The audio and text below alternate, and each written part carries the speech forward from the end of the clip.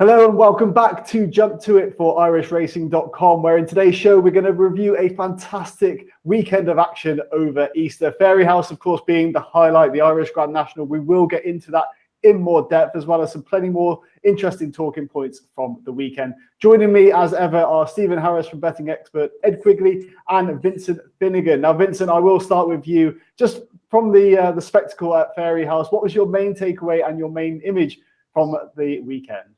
Oh, the big race itself was fantastic. I thought it was like as these staying chases go, you tend to see very few in contention in the latter stages. But turning into the straight, anyone who had a bet almost was still in with a chance turning in. There was 10, 12 horses almost spread across the track turning into the straight. It was fantastic. An amazing result for Dermot McLoughlin, who's a local trainer. He trains only 10 minutes away. For him to win that for a second year in a row after freewheeling Dillon at 150 to 1 last year, he's at 40 to 1 this year with Lord Lariat. It's amazing. The bookmakers must love these nationals. We had a 50 to 1 in the Aintree Grand National only 10 days ago. It really is. It's a wonder they don't have them on every week, isn't it, at this stage? And then, of course, talking about having them every week, with a whole load of horses that ran in both, which was even more surprising. They didn't perform well in either. Having said that, the ones that ran in both, I think there was only one finisher, was there two finishers out of it? I think Enjoy, Dallin and Debt Duty finished 9th and 11th in yesterday's race. They were the only ones that actually completed the course out of the ones who had all stopped early in the entry race for various reasons. Well, Stephen Harris, I'll bring you in as well. As a former bookmaker yourself, I mean, what was it like kind of trading on these kind of races? It's a bit of a free-for-all with no clear favourite. Well, personally, I had one bet in the race, 7 places, the same as the English Grand National.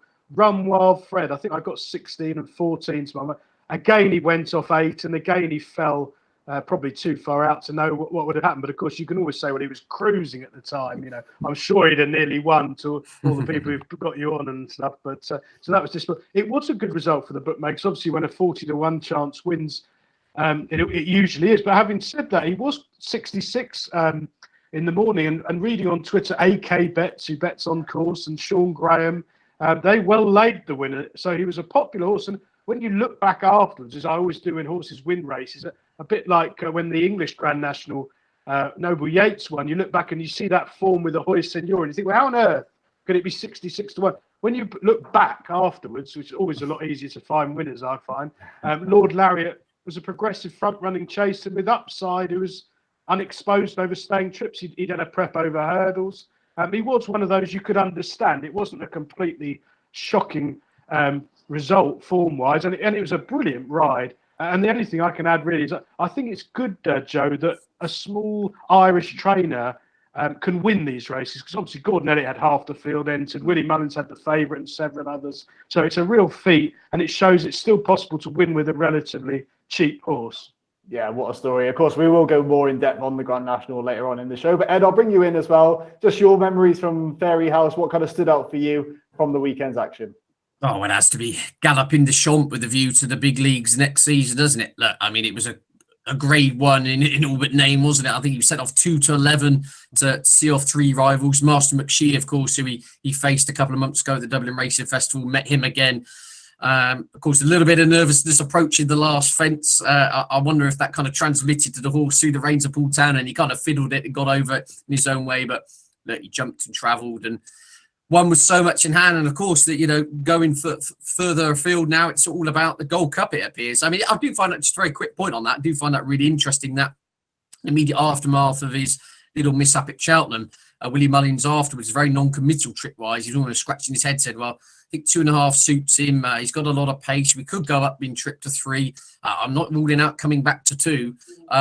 He wins a race at 2 to 11 on, and at 2 to 11, and suddenly it's, we're definitely going the Gold Cup trip next season. So interesting, really. He's an exciting horse. He jumps for fun when he does jump round, and 4 to 1 joint favourite for next year's Cheltenham Gold Cup. And I'm sure it's going to be a lot of debate over the summer as to, drawing his stamina out to 3.25 miles. That'd be the exciting thing we all obviously clearly really want to see. I think, it is actually hard to be betting against him at the moment. Just that form he showed, it did look pretty impressive. But Vincent, I'll bring you in now just to go over the day 1 of Fairyhouse. Maybe not the biggest of stories from the first day of the festival, but take us through any eye catchers that you saw on the opening day. Yeah, not a lot, to be honest with you. That was a moderate. What I'm surprised with here is on Monday with the Grand National, which is obviously the big feature race. There were 3 graded races, 3 Grade 2 races that day. Yet there were no graded races on Saturday. I don't know why they don't push them there and move the handicaps across to the Grand National day, because obviously the crowd is just coming for the Grand National. They don't care about what the other races are, and they're not actually high class, top class Cheltenham Championship races we're dealing with here. They're Grade 2s and Grade 3s, that type of thing over the weekend. So it'd make it a lot better. We'd some good races over the weekend. The first one that I'd like to talk about is that Mares Novice Hurdle on Sunday. Brandy Love was exceptional, winning 8 lengths from Love Envoy, which had won in Cheltenham. Brandy Love missed the Cheltenham race. Put a hood on her on Sunday. She's bolted up, and she could be really, really good, particularly the fact that she'd run in Fairyhouse earlier in the season against a stable companion, and she hung left badly. She jumped out to the left at every hurdle and lost her race because of that. Putting the hood on her definitely helped. Obviously, a different tactic as well. Holding her up at the back was a definite help to her. But Willie Mullins is talking about the fact that she's got her Grade 1 now. Maybe, just maybe, she'll go off the stud and we won't see her again, which is a bit of a pity. Because you'd like to see her in Punchestown, going the other way around. Hard to know what to make of that race, particularly with Love Envoy. You'd presume that there's a knock-on effect from Cheltenham from Love Envoy, and travelling over probably didn't help either, I'd imagine. But it's still, she ran her race, she finished second, but she's well beaten by the winner. And then the other one, of course, is Galopin Des Champs. The same day, like Galopin Des Champs wins 18 lengths, and they're not bad horses in second and third. You've that Master Maxi is a Grade 1 winner from Christmas down in Limerick, and then you've Riviere de Tel, which has danced every dance through the season and is not that far off being a high class horse. So that's a hell of a performance. And then the other thing from Sunday, there's a real one here, is the bumper on Sunday. It was a confined race for horses that had been sold at Tattersall's stores sales. But what was interesting here is Willie Mullins, first of all, he trains the 1, 2, 3 home. And according to Richard Pugh, who's involved with Tattersall's and runs the Point to Point website, and he was saying that out of that, there was about 1,000 horses up for sale. Willie Mullins and Harold Kirk, who buys on behalf of him, they bought 5 horses, and they ended up finishing first, second, and third, which is astonishing. The other thing to take out of that was Jodie Townend won that race. Paul Townend's younger sister. She's only 23 now. She's having some seasons. She's on a 33% strike rate at the moment for the season. She's had 24 winners from 72 rides. She's ridden winners over hurdles and chases. You got to think she starts to think about turning professional at this stage. In Ireland at the moment, we've only got one professional lady rider in the jump scene, is Rachel Blackmore. No one else has come through. She was the only girl to ride in the Aintree Grand National. She's the only girl to ride in the Irish Grand National. Surely it's only a matter of time till someone follows her and comes through on her coat strings, which I think at the moment it looks like it has to be Jodie Townend. Yeah, just a question on that. I mean, we had obviously the big story with Rachel Blackmore, and it was going to be so inspiring for women in the sport. But why do you think it is just not really come to fruition yet? I mean, was it just a long-term thing? We're getting more ladies into the sport. I think it is. I think it's going to take years, ultimately, for the real benefits of this. But at the same time, considering we have a girl here at the moment who looks more than capable, she's beaten Patrick Mullins in several bumpers recently, which is a fair yardstick for anybody. Obviously she's riding very good horses. She's riding Willie Mullins's, but she's more than capable of riding them. So I find it difficult to see why she hasn't turned pro at this stage. She definitely has a place within the pro ranks, I would have thought. She's certainly far more successful at this stage than Rachel Blackmore was at that stage in her career when she was riding as a conditional and all the rest of it. So I think there's definitely an opportunity for her to go. I'm really surprised there isn't more around, to be honest. Even in the UK, like Bryony Frost, okay, she's had her issues the last couple of years. But outside of her and one or two others, there isn't a whole lot really coming through that you'd say, you know, here's the next big thing from girl riders. Of course, with Bryony as well, I mean, she's had her injury problems as well of late, which is not ideal. Maybe that's potentially off-putting as well to a lot of even just people in general, not just men or women. I mean, we've seen a lot of jockeys as well having bad falls lately. Josh Moore, was it? He has had to go and have surgery on some injuries. So yeah, the danger of the sport of horse racing is still there. But hopefully we will see more up and coming riders coming through. But you go back here to Jodie Townend, just talking about injuries. When she was only, I think she was only 19 or 20, she broke her one of her vertebrae in her spine. and she had terrible trouble with that. Not only was she out with that for a period, but then it wasn't healing properly. She had to go back in. She had to get pins and bones and all sorts of things replaced and everything in it. And she was in trouble for quite a while with that. So it shows they all have the problems of injuries, like serious problems with it. But if you're involved in that sport, you got to take that on the chin, don't you, and move on. That's what they all do, the good ones anyway. That's it. I mean, it's all part of the sport ultimately. But Stephen, I'll bring you in here as well, just to get your summation of Sunday. I mean, also the Galopin Des Champs performance and the odds for Cheltenham. Do you think it is worthy of 4-1 favourite for the Gold Cup at this point?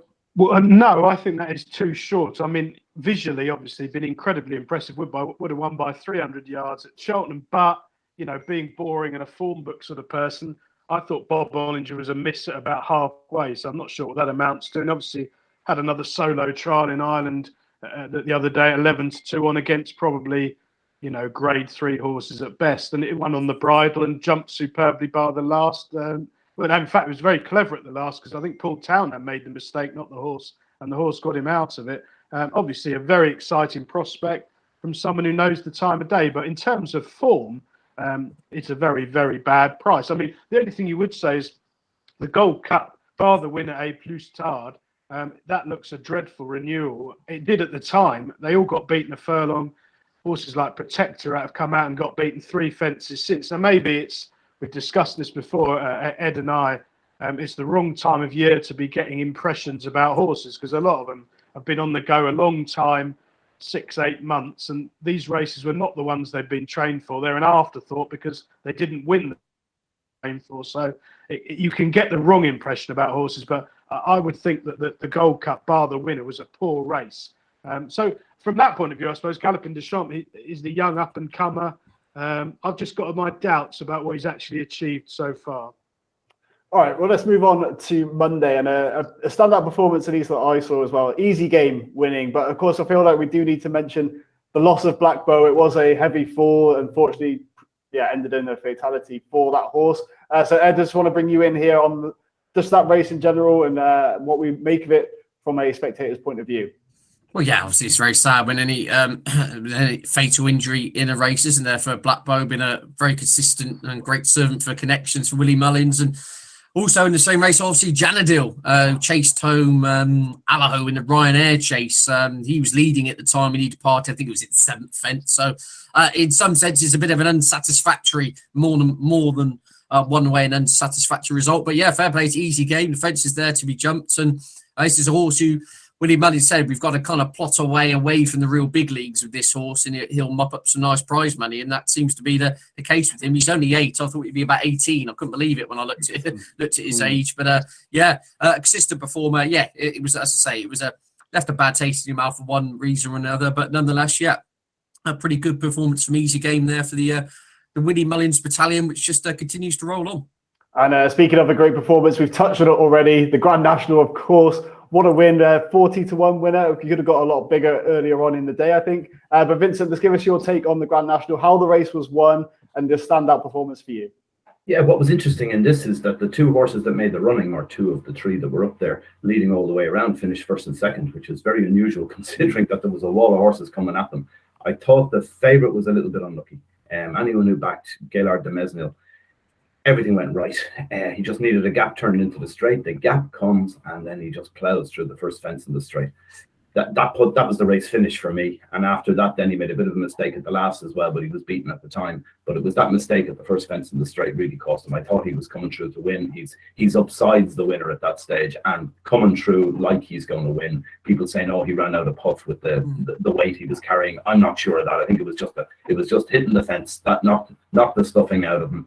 And he'll win races again. There's no doubt about that. Overall, I think it's a remarkable story, as we touched on earlier, for Dermot McLoughlin. What's incredible is he trains just down the road. His father, Liam, rode the 1962 Irish Grand National winner for Tom Draper.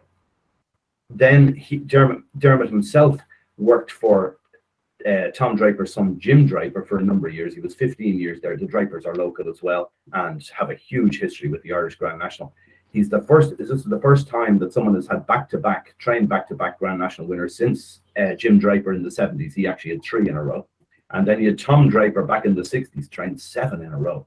And in those days, it wasn't just a 30-runner race. There'd be 40-plus runners in those races those years. Like to train 7 in a row is just astonishing, isn't it, when you think about it? And you would think in the modern era, as Stephen touched on, it's great to see some of the smaller yards getting a go, and the Irish Grand National seems to do that more so than the Aintree Grand National at this stage. Also with the owner side of it, we touched on that a week or so ago around Aintree, that all the top owners all want to have an Aintree Grand National winner, so they're buying up all these decent horses. Anything that moves at this stage that looks like it might be a Grand National horse is being bought up by the top owners, whereas there still seems to be a little bit of an opportunity for a lesser owner or a small syndicate to get an Irish Grand National winner, which is terrific. Great stuff. I mean, what did you make as well of the atmosphere at Fairyhouse, obviously compared to last year when there was no crowds? I mean, compared to this year. The funny thing is now, like I've watched both on TV, right? Okay, you can see when they're going by with a circuit to go in the Irish Grand National yesterday, you can hear the cheering and the roaring from the crowd, which is wonderful to hear. But I've always said this, as one sport, you don't really need a crowd to watch it on TV at home. You see the exact same race in the exact same way, which is an odd thing, because like a football stadium, when you see an empty football stadium and you're watching a match, it doesn't seem the same as it does when there's a huge roaring crowd. But in racing, you tend not to see the crowd because the camera is pointing out to the track rather than seeing the crowd at the same time. It's not as if they're all the way around it. So from that point of view, you don't quite see it on TV, but from anyone who was there, including Dermot McLoughlin, talking about the fact that his own family weren't even at the meeting last year. So he had his wife and 2 kids there this year. All his neighbours were there. All the staff from the yard were there. So the whole difference that makes is just huge for everybody. And it makes it a proper spectacle. And for a guy like Paddy O'Hanlon, who rode the winner, he's only 24. He hasn't ridden that many winners. And he's only the second. That was his 21st winner over jumps. So for him and his family, that's a fantastic thing to be able to be there and celebrate with him rather than being at home. Now, of course, to be there is obviously a really great thing as a spectator. That leads me on to the talk of this week has been a lot about the Cheltenham Festival and going to 5 days. It seems to be a recurring theme, recurring discussion piece, but it seems to be progressing a little bit more. So, Stephen, I'll get your point of view on this. Is it worth having 5 days, or do you want to keep it to 4? Well, I prefer it to go back to being 3, but then I am getting on a bit. But the thing is, where we are now, you can only play the cards that you're dealt. And I think Ian Renton, who's in charge of Cheltenham, he actually has been dealt an appalling hand that he's probably not got that much say in. They are going to have 5 days. I think there's sort of talk of 100 million quid a day or something that it raises the jockey club. So it's going to happen. From a racing point of view, is that a good thing? No, it's probably not. But we were talking about this off air. It's probably going to mean 2 extra races. They'll just go to 6 races a day. So we'll end up having 5 times 6. That'll be 30 races. We'll get the novice handicap back. There was always a really good betting race. They should never have got rid of that in the first place. We've got all these ridiculous mares races that nobody can remember the winner of 15 minutes after the race. And we're going to probably have a veterans race that, again, I would imagine it'd be a very popular betting heat. So, I mean, personally, the thing that's a bit daft, I mean, Josh Apiafi made some interesting points earlier in the week on television about inclusivity and getting young people to go. Well, that's complete nonsense. I mean, you're not going to get 10-year-olds, 15-year-olds going racing on a Saturday. You don't want them there. It's not an environment for young people to be learning about horse racing in. It's going to be a very raucous, packed out and fairly unpleasant experience if you're a young child to go racing for the first time. So I don't think that's true. But financially, it's probably a no-brainer for racing. I mean, personally, I would probably prefer to go sort of Wednesday through to Saturday. So that was how we had the 4 days, but that's not going to happen because it doesn't raise any more money. They'll be packed out on a Friday, they'll be packed out on a Saturday. It's the extra day that's making the money. So it's difficult. I don't think it's a good thing, but I do think it's going to happen, and maybe we've just got to make the best of it. And I mean, yeah, like you brought up as well, you're old enough to remember the switch to 4 days. But how was the reaction back then? Where you? Well, it was very similar to now, and probably all the same people making the same arguments. I mean, it used to be very, very difficult to win a race at Cheltenham. People could remember the winners. I mean, it might be an age thing that we all tend to remember horses in our 20s that we went to see in the flesh, like Desert Orchid and Barnbrook again, Panto Prince.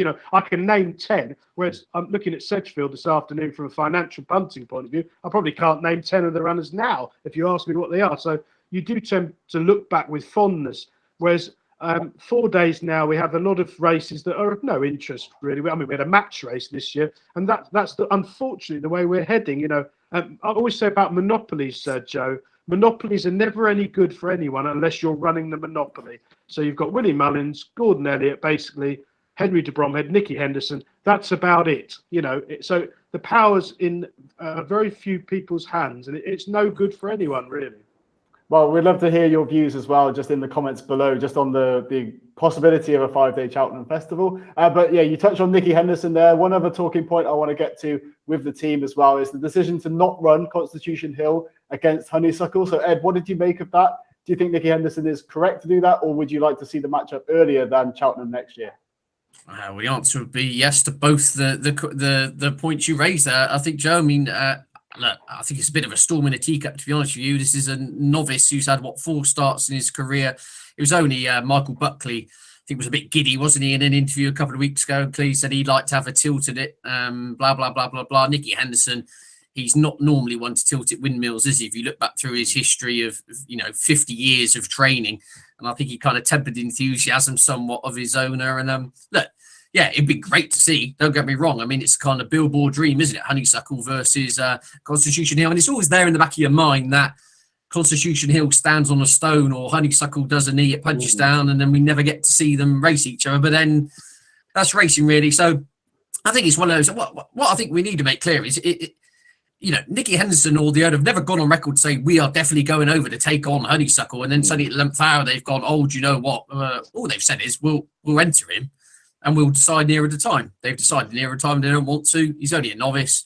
We'll wait till next season. Personally, if you took Twitter out of life, I don't think anyone would be talking about it. But of course, like anything, doesn't it? It turns into some kind of social media vacuum meltdown where everyone seems to be chipping in with their pennies worth. To me, a bit of a non-story. Novice hurdler who was brilliant isn't going over to Ireland to run in a race. Yes, we'd like to see the best take each other on, novices, non-novices, but by and large, it's been happening for 50 years like this. So it's not something out of the blue. And yeah, hopefully they stay fit, and next season we get to see them the clash in the race we all want to. So yeah, Nicky Henderson, well within his rights not to run the horse. He decides that's what needs to be done. But at the same time, yes, you want to see them run, and you're just fingers crossed, like we always get it in horse races, don't we? Something goes wrong, they never meet. And so then by that argument, there is the case that maybe you should make hay while the sun shines. So yeah, I can see all sides of the argument, but personally, I think it's one of these stories, Joe, that in 10 days' time, everyone will have forgotten about, and there'll be something else for people to moan about. Well, we'll find plenty to moan about here on this show, I'm sure, over the coming weeks. Now, that wraps it up for today's reaction to the Fairyhouse meeting and the weekend's action. Of course, if you've got your own views, please do drop a comment below the video. Be sure to tune in as well on Friday. We'll be back for a full preview of this weekend's upcoming action. Fantastic racing on the way as ever. So do please subscribe to the channel if you like the content. Give it a thumbs up as well. And we'll be back very soon here on Irish Racing.